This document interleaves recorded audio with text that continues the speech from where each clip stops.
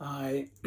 So it's the last day of my solitary today, and yeah, I guess I'm feeling my energy feels a lot more settled now, as you might expect. In fact, I think I'm feeling quite tired.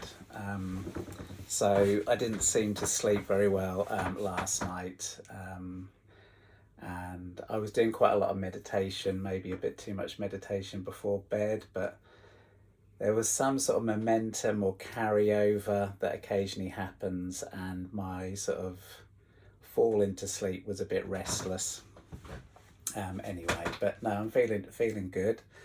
Um, so yeah, yesterday I went for a walk, and I looked on Google Maps and found this walk, and it looked quite interesting. And it said it was about, I don't know, 3.5 miles or something. So I went and found the car park and went for a walk there, followed the route, and I had a bit of food with me. But it was one of these ones where I just kept on following the signs, and I was thinking, if I get lost here, like I only had like 10% on my phone. And so as the walk went on, I slowly started to get that sort of slightly nervous feeling of, am I going to get lost, and how far away is the car, and those sorts of things. And sure enough, as the walk was coming to, so one of the signs um, basically directed me into a field. So this was like off any particular path. The field had a big sign like saying, beware of the bull. So I sort of had a good look round for the bull, but I couldn't see one. So I got into the field, walking along, squelching along, and then I wasn't wearing the right shoes and my feet got all wet. And then basically the signs just sort of ran out in the middle of this field, like it wasn't quite clear where to go. So I ended up crossing over, eventually rejoined, sort of found where I was meant to be. And yeah, I sort of ended up wandering around this field, and it just is that feeling of like even just a sort of simple walk. It's amazing how quickly it can almost turn to sort of just a very mild level of panic in terms of where am I and how am I going to get back home. So that was a bit of a shame, but anyway, it wasn't too much of a disaster, and I eventually found a walker and just reorientated myself and got back. But the walk was more like, it was about 7 miles as opposed to like 3.5. So anyway, but that was, yes, it was nice to be out apart from all of that. And my practice has been going well. So I've been doing quite a lot of self inquiry. And so the self inquiry, just sort of simply sitting there asking myself, like, who am I? And because it's a very interesting question, although I've been obviously aware of self inquiry for years now, but this thing about trying to actually think, well, what is this? What is this that's perceiving this experience? Um, and yeah, I did have, again, I had this, I would say, a glimpse of something. And the glimpse was something like, despite my interest in all this, I think still, the conceptual model is that we're a person in a world. So we're a very small thing in this big, like at the moment I'm in Norfolk, and this big landscape, and there's a whole world out there, and I'm sort of navigating through the world. And but as this inquiry was going on, there was just this sudden recognition of actually all my experiences have basically happened, as it were, here within my awareness, within my consciousness. Um, and so it was like this little flicker between being a small thing in a world, to being, it's like the whole world is something that has appeared in my awareness. Um, but as I say, it was a little flicker, but it was interesting. It was just getting a glimpse of all this construction and how real it seems. So that was quite an interesting thing. Um, And then the only other thing I was just going to mention was I've been reflecting a little bit on my first video and what I was talking about. And actually, this was quite funny. Was that I took the transcript of my first video and I put it into ChatGTP. As some of you might know, I'm a big fan of ChatGTP. And I initially asked, what would be your advice, sort of based on this, based on what this person's saying. So obviously it analysed and had a think, and then it came back and it had some good suggestions. But what made me laugh was it said at one point, it said something like, you say you've had these insights into no self, but yet you keep talking about, I feel this and I feel that and I'm upset because of this. And and I thought it made me laugh, because I guess that is very much the case, is that, again, I wasn't trying to say that I was enlightened or this, and I would say my experiences have been more like glimpses. And I don't know if that fully came across, but a broader reflection was to do with, I don't know whether you'd call it a contradiction, but there's something in my situation that was upsetting me. And I guess if I reflect on it, obviously with the solitary, I feel there's more space around it at the moment. And yes, it's one thing to say, okay, I've gone on these retreats and people have been a bit like this to me and it's caused these reactions, but there's something in it which I guess I haven't been able to see very clearly, and it's something just around this reactivity, because I was watching a video by Pernille Danmore, who does these. She has a great YouTube channel where she talks about the 10 fetters. So 10 fetter model is a bit like an extension of the Liberation Unleashed, but looks at these other ways in which we construct our experience. And in one of these talks, she was talking about going from a perspective where we basically see the world impinging on us. So he said this to me, they won't listen to me, and people are doing all these things and it's causing all these reactions in here.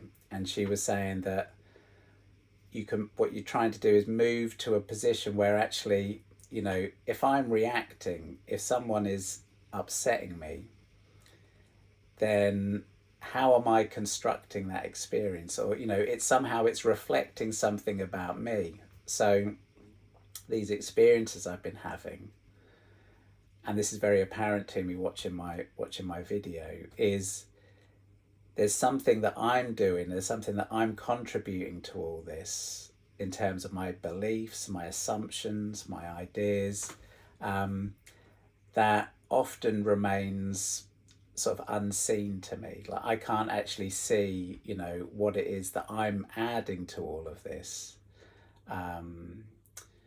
to sort of like, to blow it up into such an issue. And I think there's a fine line between all of this, because I think if something's upsetting you and you simply, as it were, deconstruct it, there's no me, there's no experience and all this, I think that's down the road of spiritual bypassing.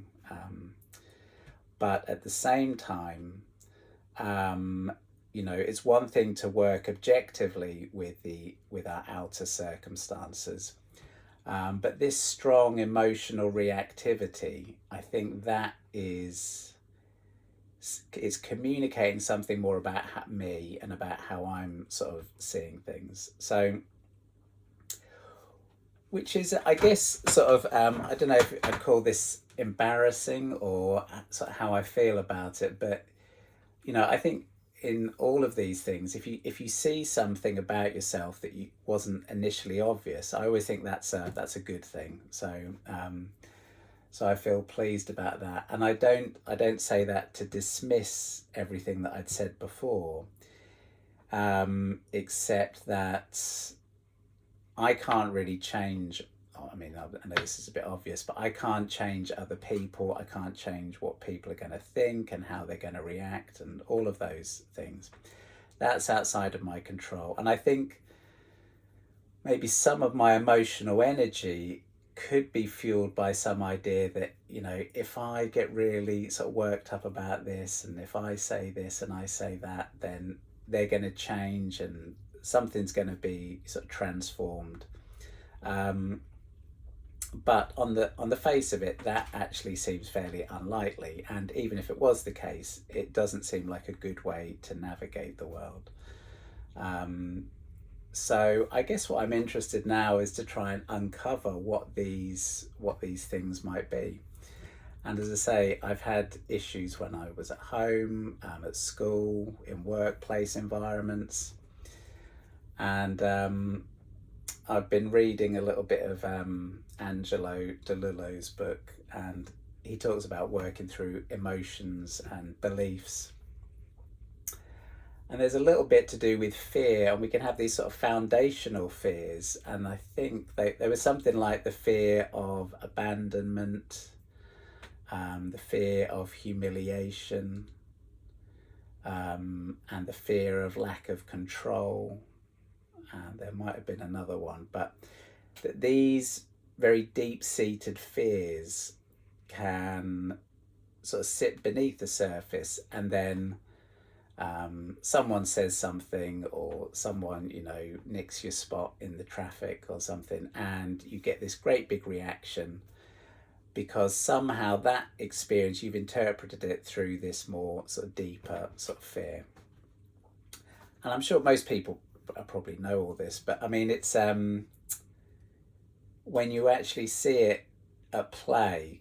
And the thing is, I can't really see it at play. All I can see is the reaction. I can't, at the moment, even though I've been reflecting and trying to think about it, it's not completely clear to me what this deeper belief is. And it could just be like when I made the analogy, well, I talked about having a boss and having like my dad, and there's something about being involved in a hierarchy which probably represents a lack of control.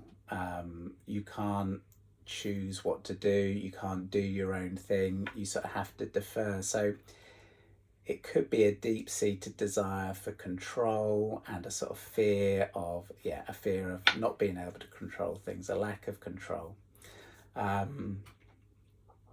So anyway, so I think maybe it gives me something to sort of reflect on. And I think the broader principle that somehow that I'm participating in these experiences in ways that at the moment I can't quite see. I think that's been quite a valuable sort of insight.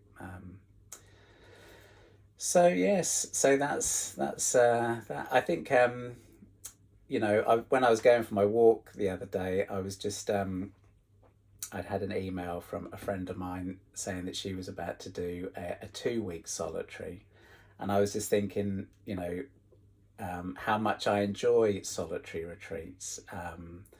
And this one, say, hasn't been a very strict one because obviously I've been doing a bit of communication here, and I brought my iPad, which maybe on reflection was a mistake, especially as they have Wi-Fi here. So, yeah. So, but I do really enjoy solitary retreats, and I've been doing them for years now, and I've been in caravans, and I've been to Norfolk up to there's a little sort of, I don't know, somewhere between a shed and a cabin. I can't remember where it's anyway, it's just up the road from where I am. So I've done a couple of retreats there. And there was another lady, Sam, up in Norfolk, and I've done a couple of solitary retreats there. But yeah, I find them quite sort of they're just very interesting. And again, it is because, you know, you take away all this external distraction in theory, and your mind becomes much more vivid. It comes to the fore. And I notice for me the tendency towards thinking and distraction and sort of narrative about my life and this and where's this going and how does that work, it really actually, it bubbles up very dramatically. And again, this is all like this feed, this is the investigation of, well, what is it that I'm avoiding? What is it that what is that all about? Like, why do I like to go on my iPad and watch stuff and distract myself, and what is motivating that distraction? And because I don't think, I mean, it never really sort of makes me feel particularly enriched as a result, but there is still that that movement going on. But yes, no, I do enjoy them. And this morning, just sitting there and just reflecting, you know, and just going back to my experience and trying to not think about it, just trying to be present with my experience. It is a continually shifting and changing and sort of dynamic experience for me. And, you know, as the mind quietens, you think, well, it's got quite quiet, and then it goes another step down and another step down, and this sort of you just have the sounds of the birds and just just this direct experience unfolding. And yes, it's great stuff. So anyway, so that's so I think that's it for my little retreat sort of tune-ins. Anyway, thanks for any of you that have watched or continue to watch. So when I get back home tomorrow, I'll sort of give myself a couple of days to settle. And yeah, I think I use this, you know, I like this format. And as I say, I'm not in any study groups at the moment, or going for refuge groups. I could make a whole video about my experience of going for refuge groups, but perhaps we'll leave that for another day. So yes, it's more like a video diary, and as you can see, you know, don't take anything I say particularly seriously, because these things change, you know, as things develop, you get different perspectives, and yeah, it's an unfolding process. But I read a book, and it was about art and showing your artwork, and it was saying, like, don't wait till you become the great artist and then start to show your artwork online. You know, start now. And the principle was, like, show people your journey, show people your workings. And so maybe that's what this is, just show how these things are unfolding in real time. Anyway, so thanks a lot for watching, and I'll see you later. Bye.